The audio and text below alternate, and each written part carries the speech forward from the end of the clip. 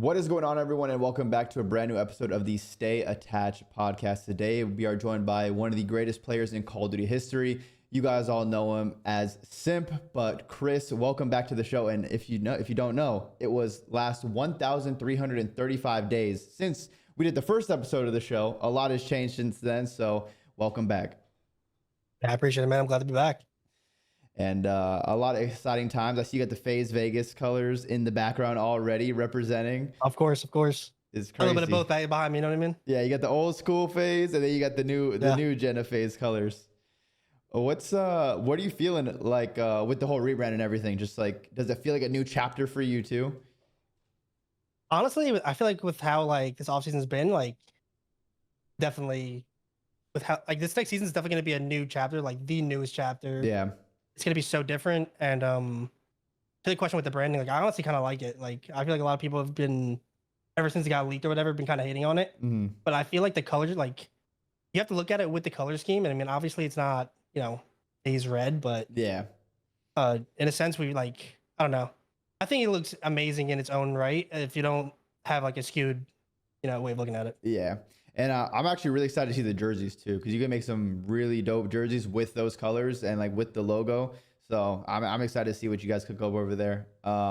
Yeah, no, I've seen some of the stuff, and I can't wait for everyone else to see it. I can't lie, it's pretty sick this year. Yeah, and then you know how it goes. If you guys win and fry and win multiple tournaments, everyone's gonna be like, "Yo, this apparel's sick. I love the logo." But yeah, if, you guys, you know what I mean? if you guys aren't doing good, they're be like, the logo's ass." This shit's ass.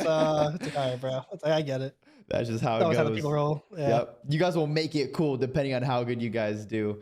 But yeah, super big change for you guys as well. You're the only player that stayed on FaZe from the original trio. Of course, you still have Draza, who's been great for this time on FaZe, just a great player all around. But then you have the first time you haven't really teamed with aBeZy, because you've actually teamed with Tyler or aBeZy your whole pro career since E United, which is absolutely insane to have a duo for that long. I think you guys have to be the longest duo in COD history, because that was like what? I think we have to. It was like 6, 7. 6 or 7 years. Yeah, that's like later in the 6. Yeah, because it was like half of BO4, because like I wasn't there the first half of the year. Yeah, and then since then. We all know how important audio quality is in gaming and the advantages that it can give. So with games like Black Ops 7 and Battlefield 6 on the horizon, it's time for you to upgrade your audio quality. And to do that, you need to get the Tipsy Audio IEMs. These are the M3s, the ones I currently have on right now, which are very comfortable and also the highest quality IEMs you could find on the market right now. Trust me, get rid of those old dusty gaming headsets. I already have a headset dent from years and years of wearing those headsets, and I'm trying to save you from getting a headset dent. So if you want to have the best audio quality and also a very comfortable IEM, I highly recommend Tipsy Audio. You have a few options when it comes to IEMs. The M3s are the highest quality ones on the market at about a $220 price point before the 10% discount. And then there's also the Tipsy Audio M1s, which are $99, and they're still very good quality. So if you don't want to make the full-on splurge to get the nice one, you kind of want to like ease in and test it out. They also have the Tipsy Comfort ear tip set, so you can find the right size ear tips for you, because I've had IEMs in the past that have really irritated my ears. I was not able to wear them for more than a couple hours, and it was scratching my ears the whole time. It felt like they were bleeding. So being able to customize and find the right fit for my ears and make it comfortable, because that's so important to have while you're gaming for long hours, or you're hosting a podcast and talking to some of the best Call of Duty professionals in the world. So big thank you to Tipsy Audio for sponsoring the Stay Attached podcast. Guys, make sure you check out Tipsy Audio in the description down below and go get yourself a nice pair of IEMs today. And do not forget to use code ATTACH, ATTACH, for a 10% discount off anything Tipsy Audio. So that's crazy. That's genuinely insane, because we do not see that very often in Call of Duty. And then even adding MC or Cellium the next season from franchising 2020 MW19, you guys still teamed for another 5 years as a trio, which I don't think that's also been done either. So it's like, well, COD teams are always like year to year. I feel like it's like a duo maybe will stick, like kind of like you'll see with me and Tyler, which like you won't even see it like that long. But like even a trio, I feel like 5 years, which we had, was like out of this world for a COD team. Yeah, that has only been done with you guys, and who knows if it'll ever be done again, especially with how everything is moving right now. But I want to ask you, like, how was your off season behind the scenes? Like, I think you were still under contract with FaZe for the next season, but was there any thought of trying to go to other teams, get the bag, build elsewhere, or like do you just want to stay loyal to FaZe and build with the people you know? No, honestly, I think this year I kind of wanted to stay loyal. Honestly, didn't really reach out to anyone. I didn't really look for anything else. I knew kind of where my mind was at after EWC. I mean, I had enough trust in myself and kind of the team and the organization that, we can get something done. And, I had enough trust too with Zach that like, he kind of explored his options, but I feel like, he's still, not loyal, but I feel like he's, we've had years under our belt together. So I feel like, coming together was also something that was just great to happen. Yeah. And I mean, there's been a lot of criticism about the new roster. Personally, I think it's just because when you have a player like aBeZy or Cellium go to another team, unless you're picking up a Shotzi Hydra or a Scrap or a Dashy or Merc, like someone like those players and those names, everyone's going to be like, oh, it's a downgrade on paper. Of course, the game needs to release. We need to see how you guys mesh as a team. But what was just your thought process getting aBeZy in 04? Because they haven't won a tournament. They've been in a lot of finals, but they've been really good the past couple seasons because they've only been pros for 2 seasons. So they've been really good. And how did you go about getting them on the team? Honestly, like looking back at how the year went, like I kind of like they in a way could have had a better year than us if you look at it in a certain lens. You know what I mean? Like they had so many finals compared to us. Well, I mean, more consistently, I'd say. Yeah. But, I think that's something that going into picking people up is what I was looking for. I'm looking for people that are hungry. I'm looking for players that are going to be going 110% every day. And just, with them having the year they had, I feel like it's the ultimate fire under their belt. Because, I've been there. I mean, not necessarily been there, but I had that Vanguard year. Yeah. I had that like rough-ass year. 4 finals, like right That's what there. I'm saying. Like, it happens over and over. And, like, that many repetitive, like, it takes a certain toll and to its extent. And I don't know. I think especially 04, like my new sub duo, I think he's someone that's super underrated. And Agreed. I think the way he looks at the game is something that's going to be super similar with me. And I think we're going to be able to just honestly learn a lot off each other. Yeah. I think you guys are going to be very well-rounded just because if you look at their team and those players, they've been really good at hardpoint, really consistent throughout the couple years they've had together. 04 is great at search. Obviously, you and Draza are great at search as well. So it's like that search is going to be good. You guys are always good at control. So control is going to be good. You might be like one of the greatest control players of all time since the game mode came into Call of Duty. So I think you guys are actually going to be really well-rounded and just have a good system, especially in hardpoint, because I think this past year, hardpoint was like your guys' most inconsistent game mode. Yeah. Well, I feel compared to anything our fundamentals have always strayed, like at least towards the later half of the year. Like the last 2 years, I'd say like, I feel like our fundamentals kind of go from like a moderately good spot to where we can actually win. And like, I wouldn't say we've like convincingly won hard points really ever. We've always kind of been like on top, but not necessarily like convincingly in hard points. It's a little mixy. It could be a little close games. Like someone pops a 3-piece. We've never been like slamming people. It's like not like Cold War. You know what I mean? Like that's a year where I look at and I'm like, okay, we went into a hard point and I knew we'd probably win by like 100. Like on most of the series. And I don't think we've had really a system like that kind of in like recent times. And I mean, now with this new squad, I think with the, if the fundamentals are right on, I think kills are going to come your way no matter what. You'll be put in better spots to get a 2-piece. And at the end of the day, you're going to be put in way more game-winning situations. And I think that's kind of like where we ended up on the backfield last year.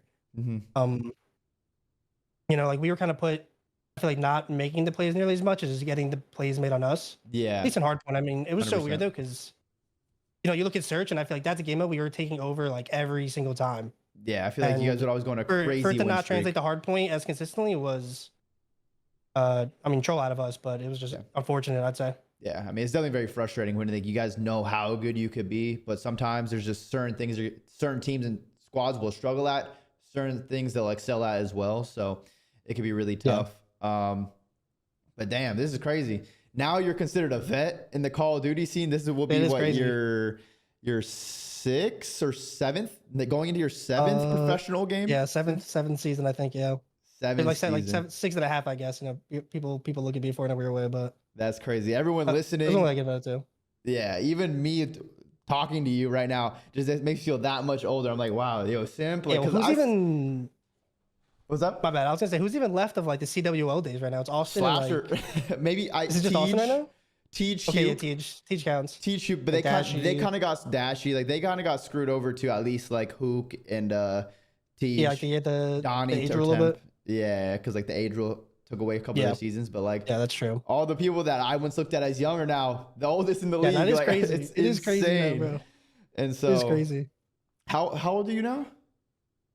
I'm 24. 24. Okay, I'm so like you're 25 not in like 3 months. Yeah, you're still in like the prime years of your Call of Duty age. You still About got to have a quarter life crisis. Nah, you're good. You're good. And then your new sub duo, I think Javon is 21. 21. Yeah, he's pretty young. He's I pretty think young. He's turned 21. Yeah. So it's like it's kind of cool to see like the new generation of players like get into the league and team with people. Because I'm sure when he was watching competitive back in the day, he's like, "Yo, Simps fucking insane. He's sniping everyone on Arsenal." But now he's your new duo. You know what I mean? It's crazy. And you're his vet. It's crazy. It's crazy. Yeah. I don't know. It's crazy when you like say it like that. Honestly, like thinking about it, but yeah, it's really just a cycle of COD. You know what I mean? Like the next year or two is gonna be probably a bunch of people that are about to come in, like just not. I wouldn't say new people, but like challengers, people that like have been up and coming for a bit. Yeah. And it makes it more fun to watch too, because like when you see the new name, of course, like Merc came in, because I would think like him and you were really the only two rookies to come in and do what you guys did. I mean, you guys both won 2 events, you both won champs, won MVP at champs, so like it was just insane to like witness both of those things, because you guys literally changed your team, changed the game, and kind of have like very similar results. It was crazy. So when you compare those seasons, like a lot of people were like, "Oh, who's had a better season, Simp or like, bro?" Like, hard to compare. I feel like yeah, it's so hard. Different eras. I mean, bro, it's the same. It's like the same. Like, yeah, you won both the big tournaments at the end. I won both the big tournaments at the end. I mean, yeah, that's just both won champs. Like, it is what it is. You know what I mean, like, it is. Yeah. It is what it is. It's pretty much identical, and who knows if we'll ever see that again. It makes a great story when it happens, and then what we've seen with your career ever since you did that, how much of a stable you've been in the Call of Duty League, the success you found, the MVPs, the end of terms you won. So it'll be cool to see if Merc can still kind of keep that momentum going that he came in with.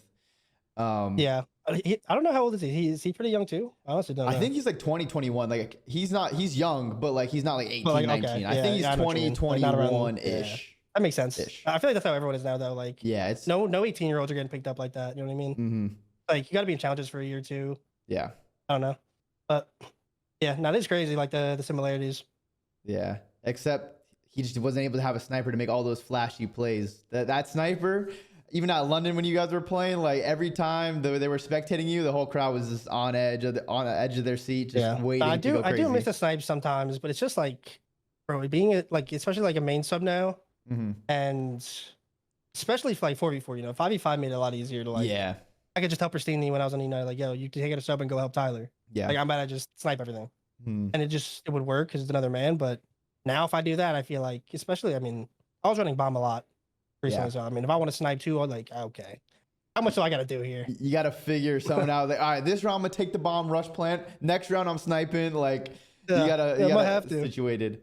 So if the snipers are back in, which hopefully they are, you think you're sniping, you're bringing it back out?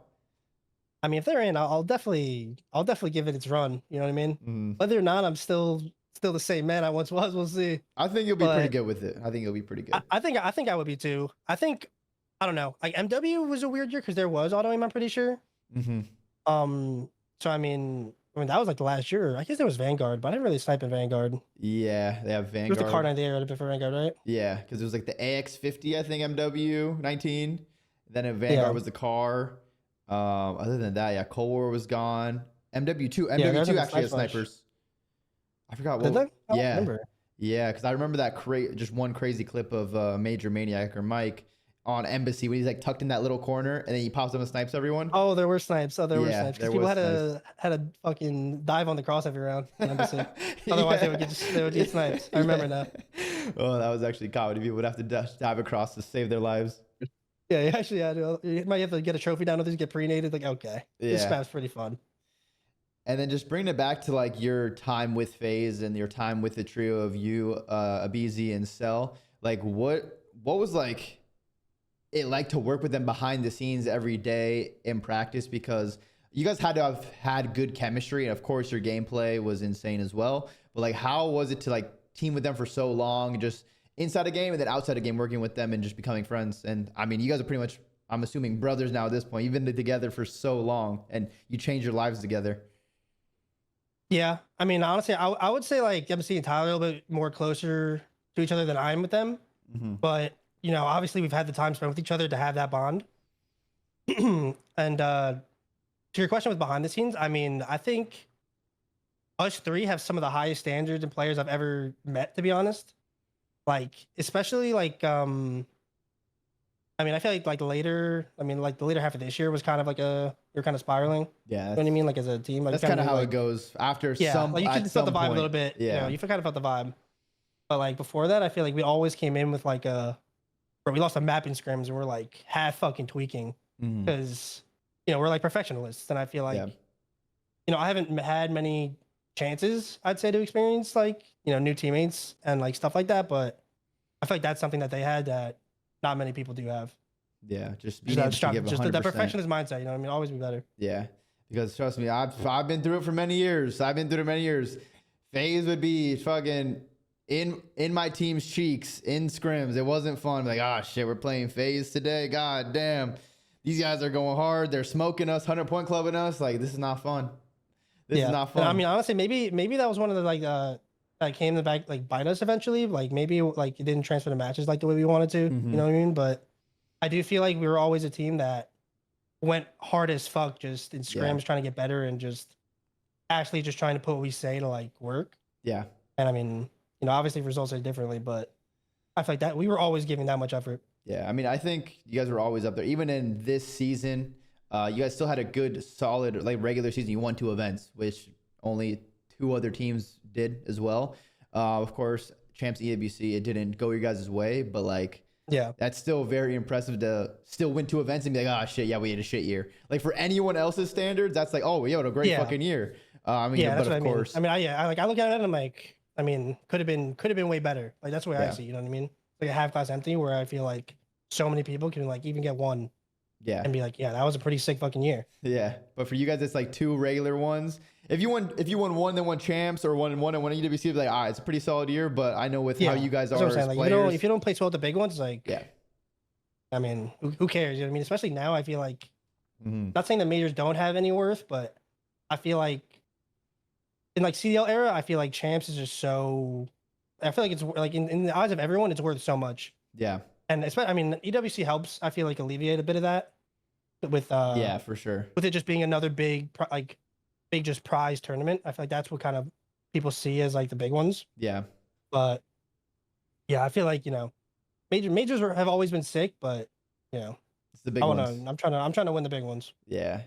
And the biggest issue now, like even back then, because we would see it with like the Optic Dynasty at times in AW, they didn't win champs, but then they would win like 8 or 9 other events in that year. Same thing in like Black Ops 3. They won like 4 or 5 events because there's just so many events.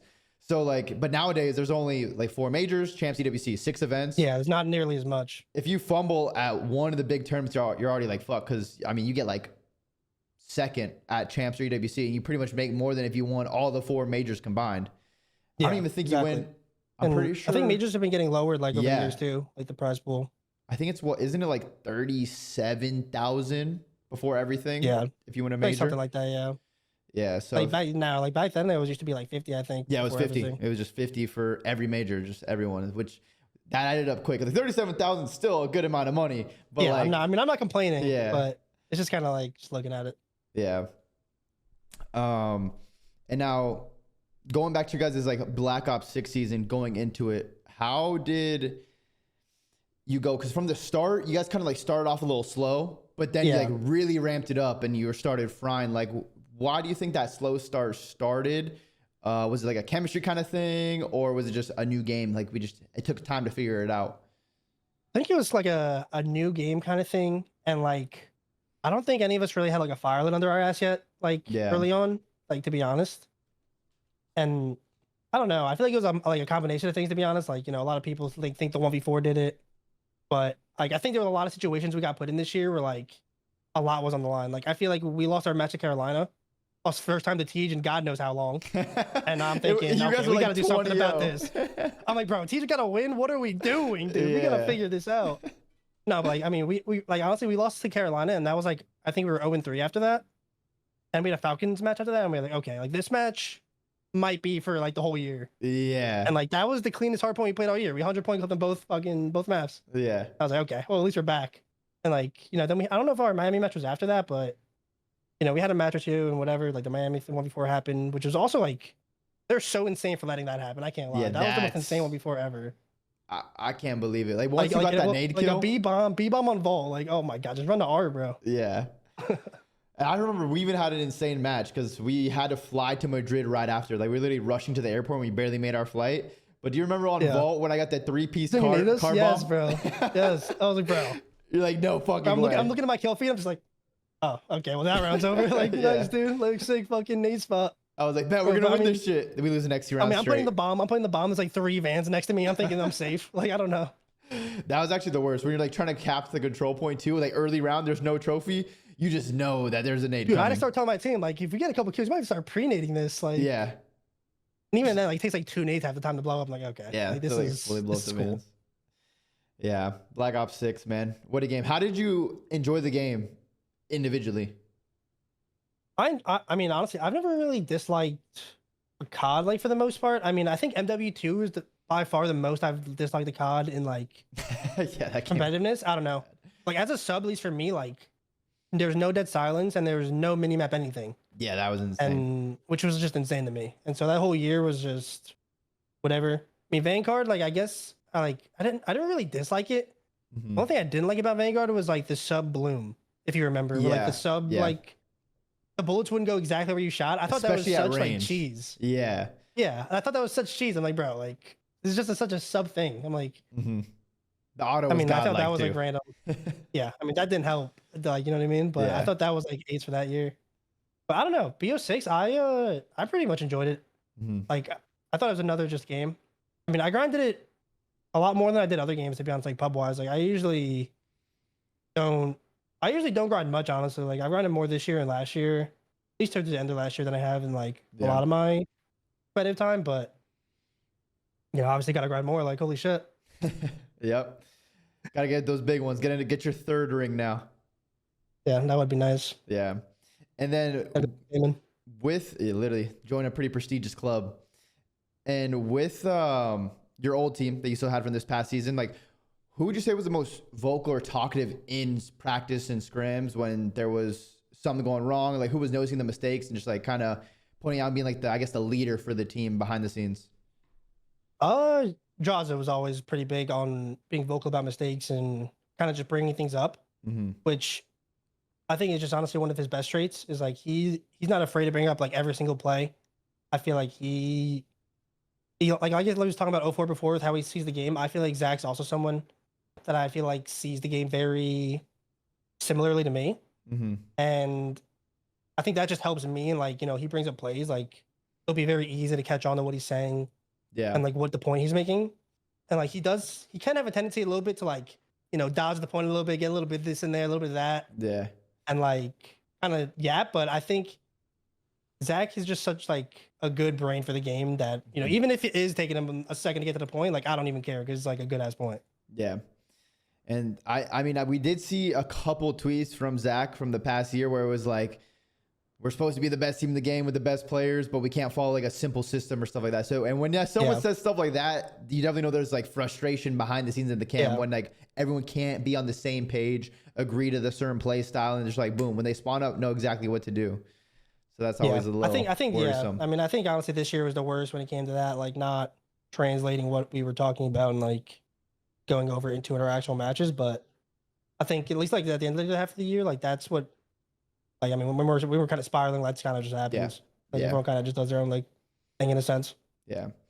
Everything runs its course and then it kind of goes out. We've seen it with every single team in Call of Duty. We'll see it with every other team, every team that exists ever. There's going to be a point in time where you guys are going to struggle and not be where you once were. Like that's just competition in life. So yeah, it's competition. But you guys were fucking at the top for so long that like it was just crazy to see that run happen for so long. And I'm sure everyone was mind blown by it. And now it leads to exciting new things with you guys like splitting up and going different directions. I'm sure there's going to be the FaZe fans, the Simp fans, the Cellium fans, the aBeZy fans. Yeah, 100%. and it's just gonna make it like more fun to watch. Oh shit, Simps playing aBeZy. This year's gonna be. I mean, as a viewer, there's gonna be so many storylines with the matches. I feel like watching. Yeah. With all the new stuff.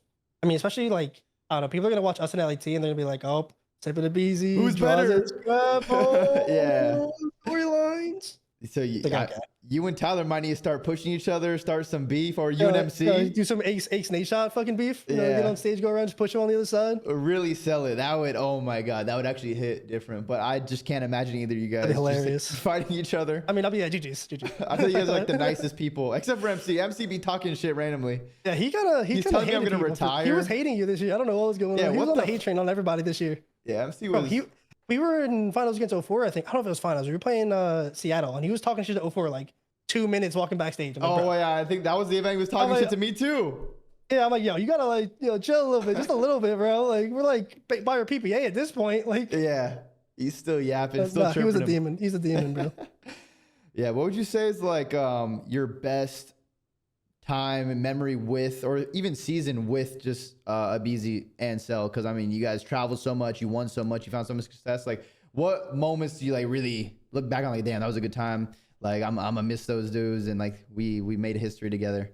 Aside from winning champs in Cold War in that dominant season, like honestly, what else? Yeah, honestly, think the vibe of just the MW and like, I mean, I'll just combine 2 years. Like the MW and Cold War year, I feel like just in itself was like, I mean, it was kind of. I mean, it was like our first time, obviously, like it was early on with CDL. So I feel like things were a little more like inflated and like whatnot. But I feel like, when we first moved to Atlanta, like all of us had apartments like next to each other. Like we had like a super like close environment. Yeah. And like, obviously that's not expected, from a team. Like everyone's their own people, you know what I mean? Yeah. So do your own thing. But I thought it was just sick to be a part of a team that like, at least for a year, was just that close in a sense. And like even Mike, I'm super close with Major Maniac. Yeah. And just be able to team with him for a year, I thought was like insane in itself. Even it being my second year, I just went from BO3 with him to watching him compete for a year basically. Yeah. And I competed, and then like a year after I start competing, like now we're teaming. Like I thought that was like an insane little road. And yeah, I mean, I think those 2 years, like whole year, I mean, we were just dominating. So I feel like it was a good time. You couldn't not have a good time just winning everything.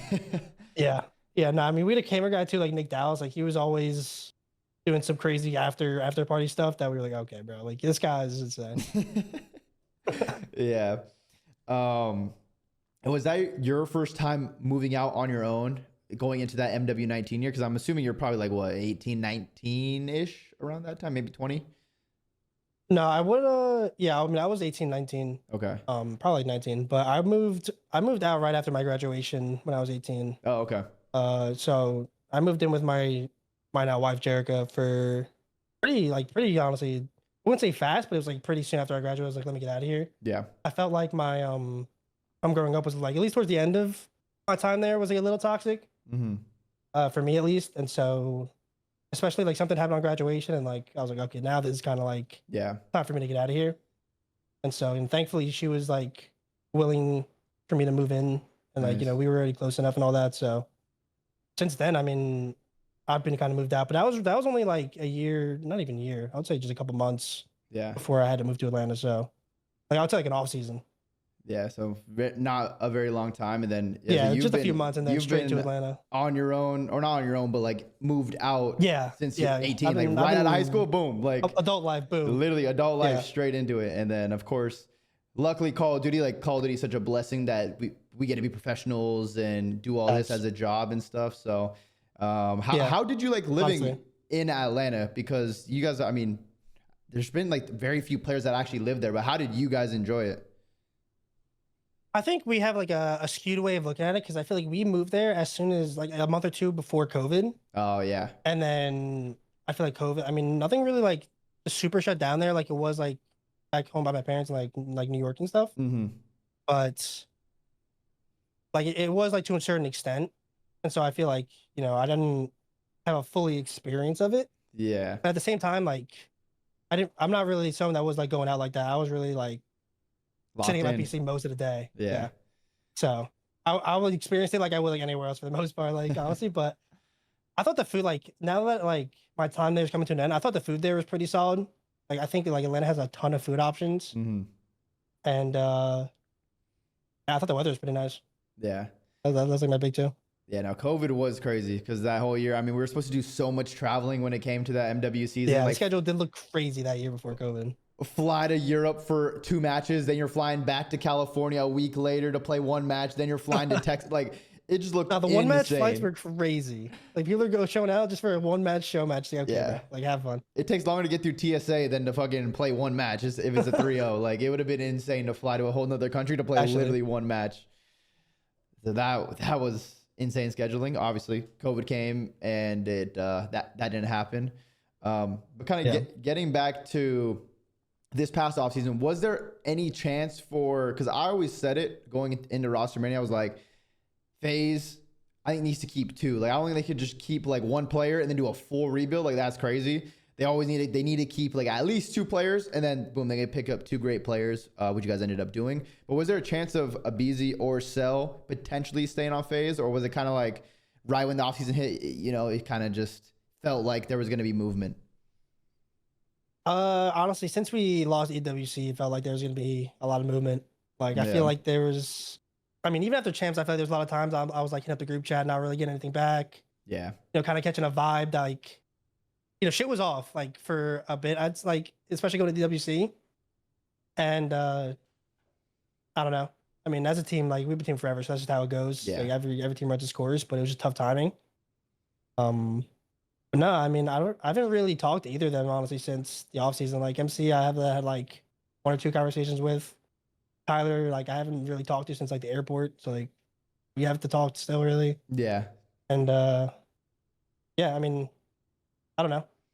I feel like if any of us, I feel like all of us kind of just knew it was at the end. You know what I mean? Like, yeah, you just we just felt it. Everyone felt it. It felt like, and then it's hard when you force it, because I know last season I was chilling with Cell or MC and then Shotzi when I was at COD Next, and that's when after EWC when you guys won it, because you guys got like 6 or something at champs. You guys won EWC, but MC's like, yo, I thought I was getting dropped. Like, he thought, he was convinced that he was getting dropped. But you guys won EWC. He played well, so you guys kept the team together. So it felt like this year had to be good, because that was kind of like we're gonna make a change, but we didn't. So now it could have been like, I mean, we got 6 to champs, and like, for a team for us, we're like, okay. And then even if, like, that was the first year for EWC, for like, okay, so I guess this is a saving grace. Yeah. Thankfully, otherwise it would have been like a super bust of like the end of the year. And thankfully enough, we did win that, but it was just a band-aid. You know what I mean? Like, a tournament was always just a band-aid for like the bigger problems. Exactly, unless the underlying issues get fixed. Yeah. And going back to, what was it? What game was it? MW3? Yeah, MW3. When you guys brought Draza in, because Draza, you guys have always like cycled out different force where you had like our cities, you had Slasher, you had Draza. Yeah. Like, what would you say is like the difference in those players as leaders? Because it feels like you always like try to bring a player in that's kind of like a vocal leader that will like kind of help run the system and just keep everyone in check. Like, how was like working with like those 3 different players at those times? Well, honestly, we've kind of, I don't know, I feel we've always kind of picked up like people kind of based off MC's play style. And I feel like his play style's kind of shifted from year to year just a little bit. So it's always been like, at least like, I mean, the way I think is like, if you want to be a flex, then we'll get a main. You want to be a main, we'll get a flex. Yeah. Deal. But, I feel like as, games come out, play styles kind of shift a little bit. Like, I mean, things are always changing. But I feel like the difference in leadership, like Austin, I feel like was I feel like Austin and Zach are pretty similar in bringing a lot up for VOD. Mm-hmm. I do think Zach does bring a little bit more in terms of like comms during like actual maps. Yeah, any maps or matches. I think Alec was the best at that though, in like an actual in-game leadership. Mm-hmm. Out of the 3, but I feel like like Zach and Austin are like by far the closest with like just always talking about VOD. Yeah, just bringing shit up just to get better. You know what I mean? Like, and not kind of being afraid to call someone out. I'd say is like what they both do too. Yeah, they don't hold their tongue at all. Like, if someone messes up, they're gonna which I mean you kind of need. Yeah, you kind of need. I mean, if someone's gonna hold their tongue, I feel like mistakes aren't gonna get fixed. Yeah, and then you guys still have, and then you've also had throughout your whole journey, Crowder and RJ. What's it been like to work with them throughout the years? Because I mean, you've been with them since Yeah. the beginning. I feel like even before you got picked up on a United, like they were always, or on the pro team at United when you're on United Cadets, they were always like looking at you. You're on that FaZe team. That one, was it like FaZe Black in Fort Yeah, I was on Worth? FaZe Black for Fort Worth. Yeah, with Asim and like Tom Gravity and all them. MC. Yeah, I remember that. I'm pretty sure I remember going on stage with them I think and it was other Timmy people as well, after with you guys Thames. won. Yeah, that was insane. I mean, like to this day, I think that was still my worst event. Like, I don't know if it was the Titans or the Cronuses. I don't know what we were using on the stage, but I was okay getting carried for like half those maps. But it's just funny looking back at it because, like, bro, they had us playing finals like 8 a.m. on main stage just to get us on main stage. Yep. Like, okay, first event, we can't even play the pros. Yeah. When I'm like, yo, it's pretty cool, but like, where are the pros at? Yeah, because like, we're the best of the amateur, which is still great. You still like, want to win. Like that, but okay. As a competitor, you want to play the best and then see if you could do that versus them too. Yeah. But I mean, looking back at it, like we won that. And it's like, okay, they were just prepping us for CDL, like obviously. Yeah. And you guys also had Matt Fisher. You guys had another coach. What was he? He's kind of like a he's like a mental coach more so on like the mental side. On the mental side, like, do you think he's been a big help for you and like the team as well? Yeah, I think personally, like my first encounter with him, like I don't know, he was kind of like helping us out at one of the events, and like I was kind of just I like we were about to play Optic, and I was like, I just looked at him, I was like, I kind of need some like breathing help right now, like just like need help calming down, and like it was like kind of creepy, but like it was like most insane one-on-one, just calm down, you know what I mean? Yeah. And like I actually got like so locked in from it. Yeah. And since then I'm just so like in belief of him. You know what I mean? Yeah. But to answer you further on like all the coaches stuff, like, you know, Matt Fisher's easier to talk about because it's only been the last year or two. Mm-hmm. But I feel like he brings a lot in terms of just like he brings you a lot of tools to use to keep yourself locked in, a lot of like breathing exercises, a lot of stuff to help your team chemistry, a lot of this, a lot of that. And he just has a lot of like a big team culture background, I'd say. Yeah. And like I think he has a really good work ethic. So I think he helps just uplift you. Yeah, that too. Like he has like a really good like uplifting, like I don't even know, like tone, like yeah. like I mean, he's just the nicest guy too. Yeah, he is like super nice. But I mean, he's Canadian, you know how it goes. Yeah. But yeah, like he's just a great guy. And then Crowder and RJ, I feel like they kind of just bounce off each other a lot. Yeah. Like Crowder's, I feel like will bounce off a lot of like RJ. I feel like, well, Crowder, I feel like is more of like an overseeing eye, and I think RJ brings up a lot that like Crowder bounces off of when he brings it up. I think RJ brings up like a ton, and more like a lot of stuff that not even needs to be brought up sometimes. You know what I mean? Yeah. But I think like Crowd kind of like filters what like the good, like, you know, the necessity of what we need. Like I think he like delivers the message well. Yeah. Just making sure everyone gets the point instead of just like there's confusion, disagreements, just kind of see everything. And then also focus on like the biggest problem at hand, because you got to figure out like the biggest one and then talk about the rest. But of course you want to figure out like the biggest ones first, because you don't want to have those still lingering on. People don't agree with each other and then it's a whole mess. Yeah, 100%. They both, I mean, you know how coaches are. I feel like they both help a lot in terms of like easing a lot of the responsibility of like having to watch this back or knowing what went wrong in that map. Yeah. Like a map ends and I can just, you know, go to this time or go to that time. You know, cut 3 guy eyes in the chat. And it just makes it so easy to just go over the bullshit that we did. Yeah. And then someone like Kason, he comes in. What's it been like working with Kason? Because I swear to God, he's so passionate. He loves it. He might be the most passionate person in the scene. He actually might be. In the whole scene. In the whole scene, he might be. But I don't know. I mean, honestly, he's not too involved, but he's passionate enough to like hit me up about random shit. You know what I mean? Yeah. Like even this offseason, he's just in my ear about this, that, and the other. And I'm like, bro, like relax, everything's good. Yeah. Like, don't tweak. And like you said, he's passionate. He really just wants the best for everything. And like even me, like, you know, I don't talk to him much, but I do think he has my best interest like at his like mind. You know what I mean? Yeah, for sure. He wants what's best for me. He's looking out for you. Yeah. Yeah, and I mean, he just announced his 2v2 lane as well. Like he's someone I feel like in the community that's like actually trying to help.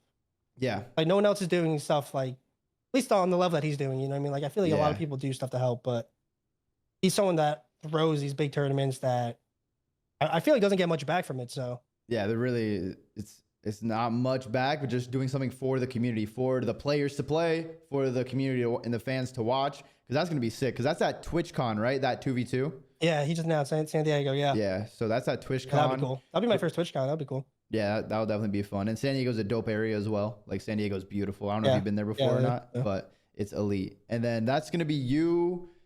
Who's your teammate for that one? Draws. So you draws. Then there's like Shotzi, Merc, Hydra, yeah, there's Paco Scrap, and then there's Ahsoka and Shifty. Oh my god, I'm drawing a blank right now. Shifty, yeah, Shifty. I was drawing a super blank. Holy shit. Yeah, and is that on Black Ops 6? I think so. Yeah, I think, well, it's before Black Ops 7, so I think it has to be. Yeah, it probably has to be Black Ops 6. I think it's like pretty similar to the teams I think he threw last year. Yeah, I think he had Shifty and Ahsoka there too. Scrap Hydra, I think they won it. Me and Zach, or I think it was me and Tyler, and then Zach and Shotzi. Because I think someone for Optic can come. But yeah, no, I mean it'll be a fun little event. I'm gonna try and get like a little vlog going this year. Oh, okay. We're I'm gonna have to pump content on more this year. You know what I mean? Like, I mean, I should have been already, but now that I feel like with all this shit happening, like I kind of got to start taking the reins. Yeah, and you have all the people around you that will help you out. I mean, you know everyone, so it's not like you can have. Yeah, no, I'm not too worried about it. It's more so just like doing it, getting it fucking done. Yeah, like I need to stop being lazy. I need to actually start wanting it more. Like, yeah, in terms of content. Exactly. Like, especially now, like you said, like I'm starting to become vet status. Like I gotta start worrying about the content side of things just a little bit. Yeah, I gotta think about my future. Maybe some future content creator, caster, content creator, coach. Wait, after Call of Duty though, have you thought about like what you want to do after at all, or is this still probably not even like? I mean, I kind of want to coach, but like I don't really know when the end of my competing career is. Like, yeah, I mean, I think you go hopefully on for a while. I don't suck in like a couple years. You know what I mean? Like, yeah. As soon as I start sucking, I think I'll call it, because I feel like if you outlast your time, then you just ruin your fucking rep. Yeah, for sure. Like if you play for a year, I don't know. Like I mean, depends how bad. Like if you get shit on, like it's one thing, but like yeah, Black Ops 6 attached wasn't very good. MW3 was solid. It was whatever. Black Ops 6, that was a rough one. Yeah. But yeah, no, I get what you're saying. Just like go out like a respectable end of your career. Yeah, you know you're getting like the way I 4th want to, and you know 6, what I mean? But like it's not the worst. You're not getting last. Yeah, the way I want to. I mean, I can always switch up too in a couple years too and be like, yeah, actually, I want to compete as long as as long as teams are picking me up for. Yeah, which I don't think right now. I just see it like getting on many teams. Yeah. Well, I mean, we'll see. Who knows? Yeah. You know, maybe I'll start getting fucking dumpstered in a couple years. My goat's washed. No. No, dude. He needs the paladin again. No. Paladin merchant. What would you say is like just when you eventually end up retiring? Do you have certain goals you want to hit, whether it's a certain amount of rings, certain amount of wins? Like what keeps you going as a competitor and like still you wake up every day, you're like, I want to be the best. Like what keeps you doing that or feeling that way? I mean, I kind of want to just be known as the best. And I mean, obviously with the way the years have been ending, it's definitely hard to like try and keep that up. But yeah, definitely want to just be known as like one of the greats, the great. But to do that, I need to start winning some more fucking rings and shit. So it kind of goes hand in hand. Yeah. Of like wanting rings and being the best, honestly. I mean, you win rings the next 2 years, you have the most rings. Yeah, and just like that. As a player. Like that. Yeah. So yeah, it could be quick. You never like, you know what I mean? You never know. A lot could change very fast. I mean, you even look at Optic this past year, it wasn't looking too hot. A lot can change, bro. A lot can change. I've been talking to Shotzi. He's like, yo, we were chalk. Bro, I mean, I'm not gonna lie. 0-18, coming back from 0-18 is typical. Like, I gotta tip that. Like, that is, especially in COD territory, bro. Like, oh my God, bro. Yeah. We're fighting for our fucking lives at 0-10. Yeah. Anything over like an 0-9 when you just get slammed for 3 maps straight. You come double digits. You come double digits, you're thinking, okay, bro, what the hell is fucking happening? Yeah. And then fucking Merc gets on the Toronto because Beans didn't get let in by the Optic TSA agent undercover spy. What are the chances? You know what I mean? What are the chances of all this happening? And then just happens to be fucking insane. Exactly what Optic needs. He enables everyone. Everyone else starts frying on the team as well. Like, bro, shit gets changed literally the perfect fit, all out of nowhere. Yeah, it's like, holy shit. He's him, I guess. And it went from the literal worst year for Optic as a team to one of the best. I mean, they won the 2 biggest tournaments of the year, so like shit could change really quick. Or you could I think that's what people underestimate too, is like how one person change or like one person joining a team can actually just like boost everyone else and Yeah, like 100%. actually make them so much better in like their current situation. Yeah. Like it's not even that player like even doing too much insane shit. It's just like how they play, how they are. Like it's just so natural. Yeah, no, it is insane what one person can do. Because like even when we got Standy in Cold War, like he was insane at that game. But before that, before getting him, there was no way we were gonna win a championship. After getting him, we still had to improve, but like we instantly got into like the championship contention and we won a tournament. So it's like one like, player really could kinda, change it all. So it's like, and one of the things that's always so interesting about Call of Duty, or at least now, is that with the CDL, the pros, we don't play the game as much in like competitive tournaments at the beginning because we're just scrimming. There's no tournaments, but challengers players, there's a cup, a tournament every single week. Yeah, they have get to ahead. get these they definitely points. get ahead. So they're able to get ahead in the beginning. That's why I feel like it's been really good for, and like you've seen a lot of really good challengers players come in during the CDL just because they grind the game so much in the beginning, and then they go save a team, and then it's crazy after that. Yeah, it is. And I think the biggest issue with Call of Duty is like like I said, like we don't have enough tournaments. We don't have online tournaments. We don't even have that many major LAN events like we used to. So it's like, damn, we just sit here and scrim for months. It is really like that. I mean, especially like the beginning of the game. Like I don't know anything about the schedule, but I feel like how it usually is like you hope and pray like the tournaments before New Year's, but like it's never gonna be that way. Yeah. Tournaments in like March. It's like, okay, how? Like but I don't know. Hopefully, I'm hoping shit starts like January-ish, like something early. That'd be nice. Yeah. Early's always nice. Yeah, because scrimming for those 2 months, like it's fun. It's a new game, you're learning it, but it's like, bro, like I want to actually put what I've been practicing put it to the test. Is this good? Are we shit? Like who knows? But you'll never know until the actual first matches or tournament starts happening. Yeah, 100%. And you kind of caught it a little bit at the end just with your entrance into the CWL. But if you could change a couple things of the format nowadays, what would be like the biggest things that you would focus on to make Call of Duty more fun for you? I think having a pool play would make like tournaments a little bit more consistent, I'd say. Like, you have that match or two, you have that map or two to like be shit. Not be shit, but like, warm up in a sense. Like now, COD, like you show up and you get fried, like you're not super turning for your one match. Yeah. Good luck, losers. And now like your whole month and a half of matches is literally on the line. And if you're a losers team, you're just gone. Yeah, and like, you play one match, it's over. You know what I mean? One match is insane. And I feel like a pool play match, at least having like a match or two to just at least like get tournament ready would be nice. Yeah. But it's so hard to do with 12 teams, I'd say. Yeah, no, 100%. I mean, I feel like everyone's said it enough and so many times. Like, bro, we just need to go back to where we actually play Call of Duty. Like, we barely play Call of Duty anymore, which is the craziest thing. Like, we went so backwards in how the tournaments and games should be. Because that's why if even EWC was, I think, one of the most fun tournaments to watch this year. Like, obviously, I mean, it was a rough one for you guys, so it probably wasn't too fun. But like just being able to like see that like a pool play happen into a bracket, and then people are just like playing so much Call of Duty. There was multiple streams going on at the same time. Like you can always watch COD instead of one match, wait 30 minutes for the next match. Like it gets old. Yeah. I mean, listen, we didn't make it out of pools this event, but like even having the pools to like a single elim, I feel like is like respectful enough to the point where like, okay, at least once you're out of groups, like now it's elimination time. Yeah. I mean, like over a losers bracket, where I feel like even having that over the losers bracket, like I wouldn't even mind half the time. But yeah, like, just having groups, I think just makes competition just a little bit more consistent. Obviously, like I said, with just every tournament's like every environment is different too. So like you never know how your PC's gonna be feeling that day. The monitor's gonna be like the audio guy might be fucking your shit up in the back. You never, you know what I mean? You never know. Yeah. What was the difference in EWC last year into this year? Because I heard there was some pretty big changes. Like, how was it for you going back there and competing again? I don't know if it felt that different, honestly. Like, I think I was definitely a little bit more confident going into last year. But in terms of like the actual tournament, I don't know if like anything really felt super different. I think we were just in different venues. So okay. I think just going through the doors was a little bit differently. I thought our venue this time was honestly sick, so I'm kind of pissed we didn't make it further. because I thought it was a little bit better for like a event, like an actual like stadium environment with like people there. Yeah.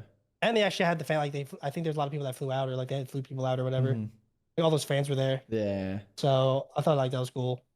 But yeah, I don't know. I mean, we didn't really have warm-up stations. I think there were warm-up stations for like the actual matches out of groups, but because both venues didn't have it, to make it fair, you weren't allowed to use it until bracket, I don't think. Oh shit. Because like one team would be able to warm up and one team wouldn't. So like obviously that's not fair. Yeah. Or, like something like that.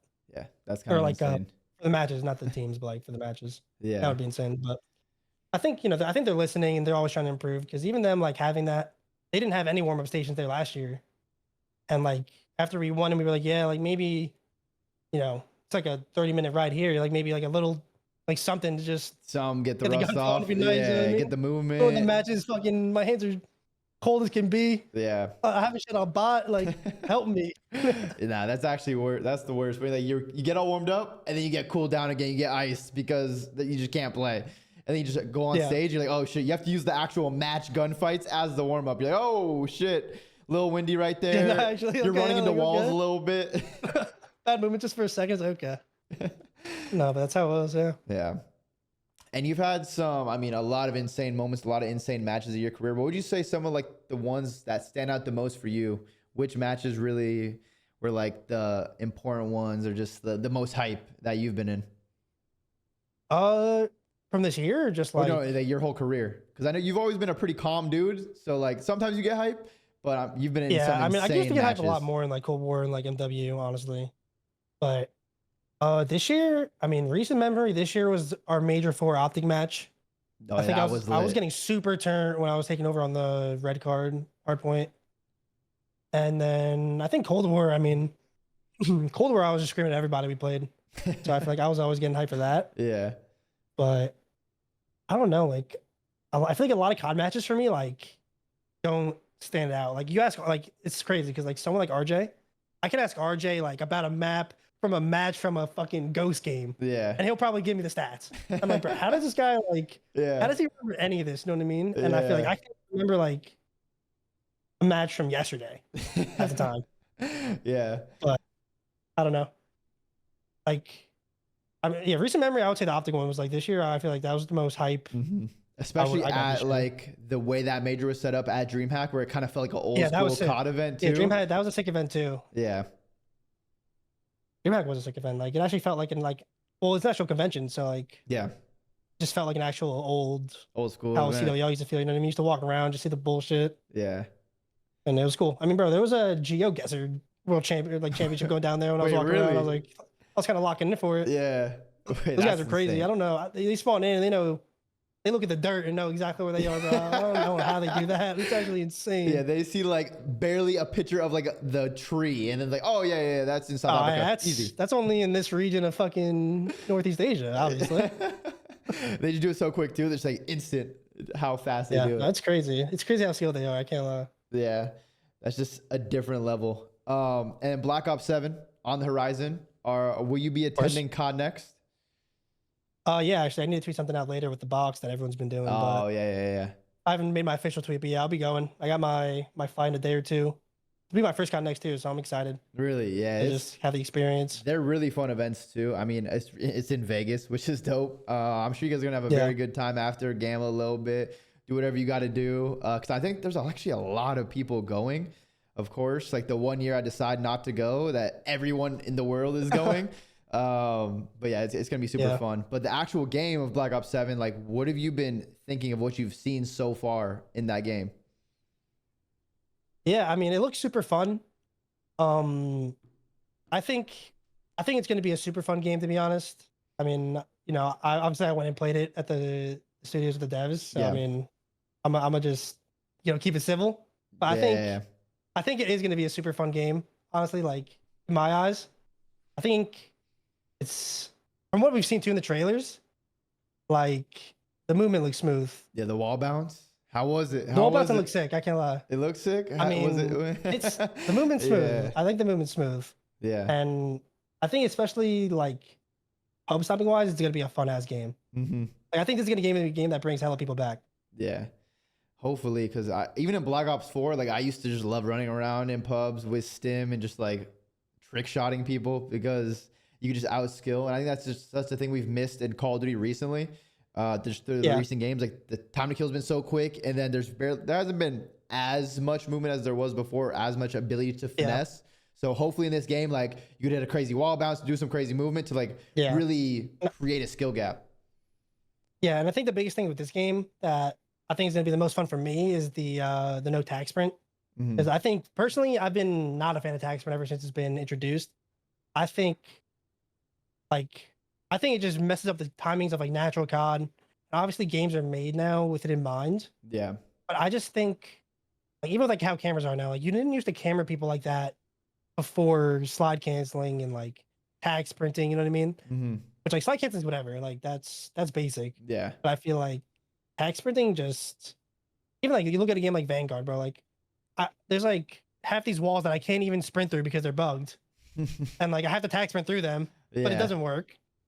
And it's like just I don't know. I feel like it's a whole feature of a game that like is already complex that you don't need to add on top. So I'm excited for this game. Like obviously there's a perk for it, but I'm excited for this game for it to be back or not be back, I guess. Yeah, I'm excited to see it. I'm excited to see it. I mean, you've played. I know you can't talk too much yet until like after COD Next, once like the official reveal, people are playing the game and stuff. I had a blast playing it. I can't lie. I had a fucking super blast. Yeah. Like, and from what I heard, that's a good that's a good sound. So I'm super excited for. I mean, COD Next coming in a few days. So yeah, that I guess. Now that was hilarious. That picture that they got tweeted out with like all the players, and then they had like Lamar and Slasher there too. Everyone's like, "Oh my god!" I was mind blown seeing Lamar. I can't lie, bro. I mean, Lamar knows ball though, so it makes sense that he's there. Yeah. But I wasn't expecting to see that when he showed up. I was like, "Shit, was good, Lamar." Yeah, they have some LA natives pull up real close to the studio. That makes sense. They actually asked me to go, but I was in LA, but I had some other stuff I had to attend to. So yeah, that makes sense. I was like, damn, I can't go to this. I can't go to COD Next. I'm missing all Black Ops 7, but I do think the casuals might hate this game. They're hating on the game a little bit because they see some extra movement and they hate like extra excess movement.